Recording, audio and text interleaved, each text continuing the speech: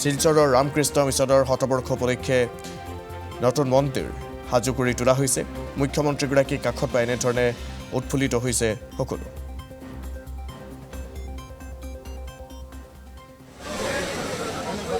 অনুষ্ঠানত ইতিমধ্যে উপস্থিত হৈছে মুখ্যমন্ত্ৰী ডক্টৰ হিমন্ত বিশ্ব শৰ্মা, যি শিলচৰ ৰামকৃষ্ণ মিছনৰ নতুন মন্দিৰৰ উদ্বোধন। মিছনৰ সভাপতি গৌতম আনন্দজী মহাৰাজে এই মন্দিৰৰ উন্মোচন কৰিব। মুখ্যমন্ত্ৰীগৰাকী গৈ উপস্থিত হৈছে। মকচুদুলৰ কাষলৈ গৈছোঁ, বৰাকৰ ব্যুৰোগৰাকী আমাৰ সৈতে সংযুক্ত হৈ আছে। দৃশ্য শিলচৰ ৰামকৃষ্ণ মিছনৰ নতুন যিখন মন্দিৰৰ পৰা মই সামগ্ৰিক দৃশ্যসমূহ দেখাই আছোঁ। কোনে কোনে এই মুহূৰ্তত আহি মুখ্যমন্ত্ৰী এই মন্দিৰখনত উপস্থিত হৈছে আৰু মুখ্যমন্ত্ৰী উপস্থিত হোৱাৰ লগে লগে এই যিখন মন্দিৰ নতুন যিখন মন্দিৰ নিৰ্মাণ কৰা হৈছে, এই মন্দিৰখন ভক্তসকলৰ কাৰণে মুকলি কৰি দিয়া হ'ব। ৰামকৃষ্ণ মিছনৰ যিগৰাকী সভাপতি গৌতমানন্দজী মন্দিৰখন ভক্তসকলৰ কাৰণে মুকলি কৰি দিব। এই মুহূৰ্তত মুখ্যমন্ত্ৰী ওপৰৰ তলাৰ যিখন মন্দিৰ, সেই মন্দিৰত গৈ উপস্থিত হৈছে। মই দৃশ্যসমূহ দেখাইছোঁ। যথেষ্ট ভিৰ, ভক্তসকল যথেষ্ট প্ৰতীক্ষাত আছিল আৰু যিহেতু মুখ্যমন্ত্ৰী আহি উপস্থিত হোৱাৰ লগে লগে মন্দিৰখন ভক্তসকলৰ কাৰণে মুকলি কৰি দিয়া হ'ব। আৰু এয়া যি মন্দিৰৰ দৃশ্য, মন্দিৰৰ ভিতৰ ভাগৰ দৃশ্য মই আপোনাক পোনে পোনে দেখাই আছোঁ। এয়া চাওক, মুখ্যমন্ত্ৰী হিমন্ত বিশ্ব শৰ্মাই আচলতে ইয়াতে যি ৰামকৃষ্ণ যি আচলতে মূৰ্তি যিহেতু মূৰ্তি স্থাপন কৰা হৈছে, প্ৰাণ প্ৰতিষ্ঠা কৰা হৈছিল ৰাতিপুৱাৰ ভাগত, আৰু প্ৰাণ প্ৰতিষ্ঠাৰ পাছত ইয়াতে যি পূজা অৰ্চনা কৰি আছে মুখ্যমন্ত্ৰীগৰাকীয়ে। আৰু এই দৃশ্যসমূহ মই এই মুহূৰ্তত আপোনাক দেখাই আছোঁ। এয়া হৈছে দৃশ্য, এয়া ভিডিঅ' জাৰ্নেলিষ্ট বাবুলিয়ে সামগ্ৰিক পৰিৱেশ দেখুৱাই আছে।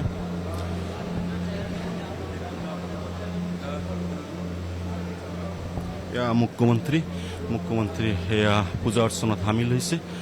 এয়া হৈছে দৃশ্য ৰাতিপুৱা ভাগত এই যি পুৰণা মন্দিৰৰ পৰা এই মূৰ্তি ইয়াতে আনি আচলতে প্ৰতিষ্ঠা কৰা হৈছে। যি প্ৰাণ প্ৰতিষ্ঠা কৰাৰ যি কাম সম্পন্ন হৈছিল, আৰু এই মুহূৰ্তত মুখ্যমন্ত্ৰী অহাৰ পাছত এই যি মন্দিৰখন ভক্তসকলৰ কাৰণে মুকলি কৰি দিয়া হৈছে। আৰু এয়া দৃশ্য বাবুলিয়ে সামগ্ৰিক দৃশ্য দেখাই আছে। যি পূজা অৰ্চনাত সামিল হৈছে মুখ্যমন্ত্ৰীগৰাকী। মুখ্যমন্ত্ৰী যি নতুন যিখন মন্দিৰত আচলতে ৰাতিপুৱা মন্দিৰ প্ৰতিষ্ঠা কৰাৰ পাছত মুখ্যমন্ত্ৰী এই মুহূৰ্তত আহিছে আৰু মুখ্যমন্ত্ৰীয়ে পূজা অৰ্চনাত সামিল হৈছে। পূজা অৰ্চনাৰ পাছত মুখ্যমন্ত্ৰী এই যিখন মন্দিৰখন আচলতে ভক্তসকলৰ কাৰণে মুকলি কৰি দিব। ৰামকৃষ্ণ মিছনৰ যিগৰাকী মহাৰাজ, আচলতে সভাপতি মহাৰাজ গৌতমানন্দী মহাৰাজে ৰিমোট টিপি এই মন্দিৰখন ভক্তসকলৰ কাৰণে মুকলি কৰি দিব। আৰু তাৰ আগতে মুখ্যমন্ত্ৰী হিমন্ত বিশ্ব শৰ্মা সহ মন্ত্ৰী জয়ন্ত মল্লৱ বৰুৱা, মন্ত্ৰী কৌশিক ৰায় মুখ্যমন্ত্ৰীৰ সৈতে পূজা অৰ্চনাত সামিল হৈছে। আৰু এই দৃশ্যসমূহ মই এই মুহূৰ্তত সামগ্ৰিক দৃশ্যসমূহ মই দেখুৱাই আছোঁ। এয়া হৈছে শিলচৰ ৰামকৃষ্ণ মিছনৰ নতুন যিখন মন্দিৰৰ পৰা মই সেই দৃশ্যসমূহ মই আপোনাক দেখাই আছোঁ। আৰু যিহেতু এই ৰামকৃষ্ণ মিছনৰ আচলতে শতবৰ্ষ উদযাপন যি এই বছৰ আচলতে একেদিনৰ পৰা চলি আছিল, আৰু শতবৰ্ষ উদযাপনৰ 4 দিনীয়াকৈ বিভিন্ন কাৰ্যসূচী আছিল। আৰু কাৰ্যসূচীৰ পাছত আজি যি নতুন যি আটকধুনীয়া মন্দিৰ নিৰ্মাণ কৰা হৈছিল, এই মন্দিৰৰ উদ্বোধন হ'ব আজি। মুখ্যমন্ত্ৰী যিসকল মিছনৰ যিসকল মহাৰাজসকল আছে, দেখিবলৈ পোৱা গৈছে এই মন্দিৰৰ শতবৰ্ষ উদযাপন উপলক্ষে দেশ বিদেশৰ পৰা যিসকল মহাৰাজসকল আহি উপস্থিত হৈছিল। আৰু এয়া দৃশ্যসমূহ দেখুৱাই আছোঁ মই। মুখ্যমন্ত্ৰীক লৈ এনেদৰে যি সভাস্থলী আছে লৈ যোৱা হ'ব। আৰু সেয়া চাওক দৃশ্য, এয়া মুখ্যমন্ত্ৰীয়ে ভক্তসকলক উদ্দেশ্য অভিবাদন জনাইছে। আৰু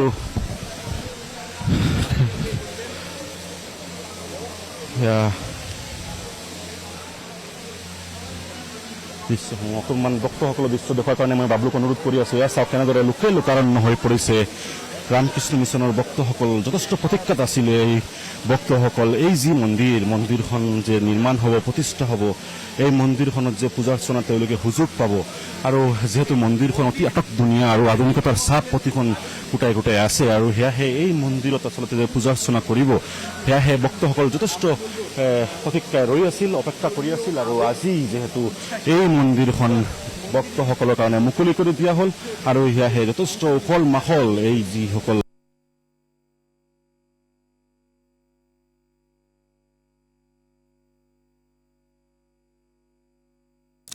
আৰু আপোনালোকক এই মুহূৰ্তত শিলচৰৰ পৰা পোনপটীয়া সম্প্ৰচাৰ দেখুৱাইছোঁ।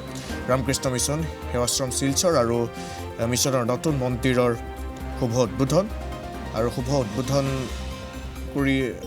কৰাৰ এই কাৰ্যসূচীত গৈ উপস্থিত হৈছে মুখ্যমন্ত্ৰীগৰাকীক আদৰণি জনাইছে শিলচৰবাসীয়ে।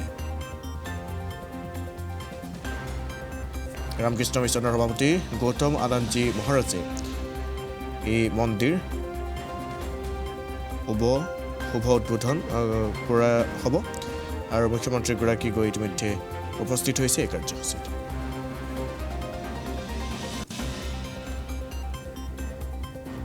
আমি বৰাকৰ ব্যুৰোগৰাকীক এই মুহূৰ্তত ধন্যবাদ জ্ঞাপন কৰিছোঁ।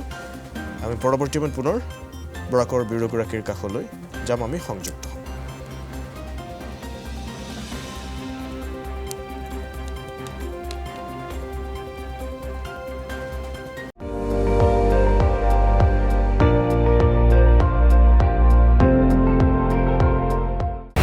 আপুনি চাই আছে ND24, সৰ্বশ্ৰেষ্ঠ নহয় সৰ্বোত্তমৰ দৌৰত।